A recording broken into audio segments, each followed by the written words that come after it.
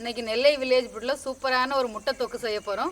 இதுக்கு நம்ம எந்த இன்ஸ்டன்ட் பவுடரும் யூஸ் பண்ணாமல் மிளகு, மல்லி, பட்டை, சோம்பு, கிராம்பு எல்லாமே வறுத்து அரைச்சி செய்ய போகிறோம். இதோட ஃப்ளேவர் வந்து ரொம்ப சூப்பராக இருக்கும், டேஸ்ட்டும் ரொம்ப நல்லாயிருக்கும். இது இட்லி, தோசை, சாதம், சப்பாத்தி எல்லாத்துக்குமே செம்மையாக இருக்கும். வாங்க எப்படி செய்கிறதுன்னு பார்க்கலாம். முட்டை தொக்கு செய்கிறதுக்கு முதல்ல முட்டையை கழுவி வேக போட்டுடலாம். நான் வந்து இன்றைக்கி 5 முட்டை எடுத்துருக்கிறேன். இதை வேக வச்சு நம்ம லைட்டாக கீறி விட்டுட்டு இதில் தொக்கில் போட்டுடலாம்.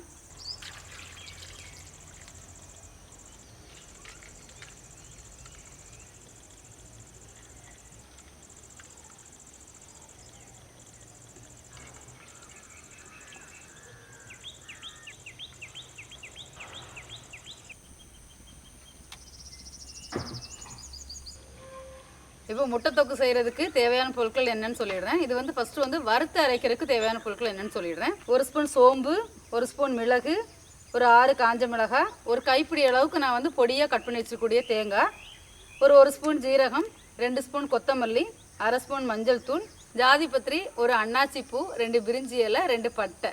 இது எல்லாமே நம்ம வந்து மசாலா பொருட்களோடு சேர்த்து வறுத்து அரைக்க போகிறோம். இதெல்லாம் சேர்த்து வறுத்து அரைக்கும் போது இதோட ஃப்ளேவர் வந்து ரொம்ப சூப்பராக இருக்கும். இதை முதல்ல ஃபஸ்ட்டு இப்போ வறுத்து எடுத்துடலாம். முட்டை வெந்துருச்சு. இப்போ இறக்கிட்டு நம்ம மசாலா வறுத்துடலாம். முட்டை வந்து ஒரு 10 நிமிஷம் நீங்கள் வேக வச்சிங்கன்னா போதும், நல்லா வெந்துடும். இப்போ நம்ம வறுக்கிறதுக்கு ஒரு 2 ஸ்பூன் நல்லெண்ணெய் ஊற்றிக்கலாம். மசாலா பொருள் எல்லாமே வறுக்கிறதுக்காக சோம்பு, கொத்தமல்லி, ஜீரகம், மிளகு, பிரிஞ்சி இலை, ஜாதிபத்திரி, அன்னாச்சிப்பூ, பட்டை, காஞ்ச மிளகாய் ஒரு 6. இது எல்லாத்தையும் வந்து கொஞ்சம் வாசனை வர அளவுக்கு வறுத்துக்கலாம்.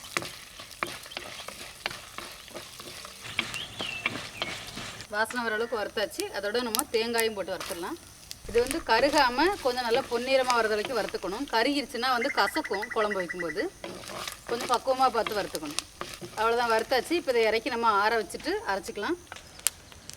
மசாலா பொருள் வந்து வறுத்து ஆற வச்சாச்சு. அடுத்தது வந்து தக்காளியை நம்ம வதக்கிக்க போகிறோம். தக்காளியை வதக்கி நல்ல பேஸ்ட் மாதிரி அரைச்சி கிரேவி பண்ணிங்கன்னா நல்லா திக்காக இருக்கும் கிரேவி.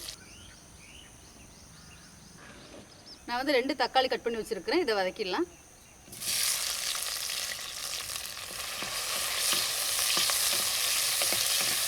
தக்காளி நல்லா வதங்கிருச்சு. இப்போ நம்ம இதையும் இறக்கி ஆற வச்சிடலாம்.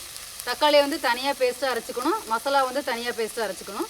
அதுக்கப்புறமா நம்ம வெங்காயம் வதக்கிட்டு குழம்பு வச்சிடலாம்.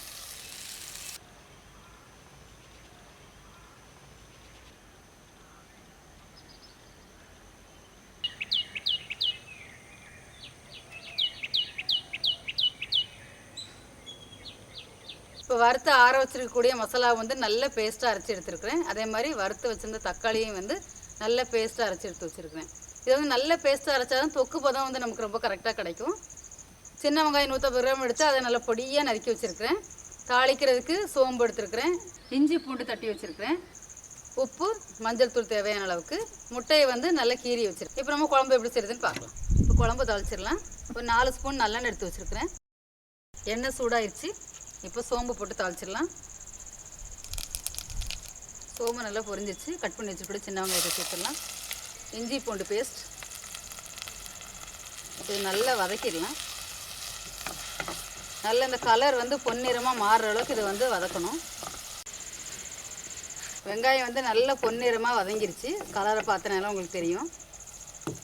இதோட நம்ம அரைச்சி வச்சிருக்கக்கூடிய மசாலா சேர்த்துடலாம். அரைச்சி வச்சுருக்க தக்காளி, இது வந்து மசாலா அரைச்சி வச்சுருந்த தண்ணி, கொஞ்சமாக மஞ்சள் தூள், உப்பு தேவையான அளவுக்கு,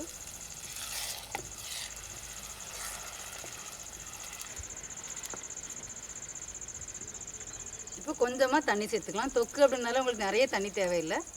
கொஞ்சமாக தண்ணி சேர்த்து ஒரு டம்ளர் தண்ணி ஊற்றினீங்கன்னா போதும். இது நல்லா கொதிக்கட்டும். கொதித்து கொஞ்சம் அந்த வாசனைலாம் போனதுக்கப்புறமா நம்ம இதில் முட்டை சேர்த்துக்கலாம்.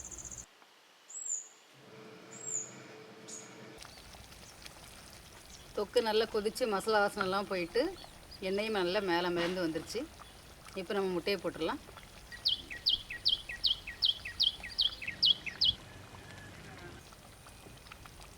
முட்டையை போட்டாச்சு. ஒரு 5 நிமிஷம் இருக்கட்டும். முட்டையை போட்டு ரொம்ப நேரம் இருக்கணுன்ட்டு அவசியம் இல்லை. ஒரு 5 மினிட்ஸ் இருந்தால் போதும்.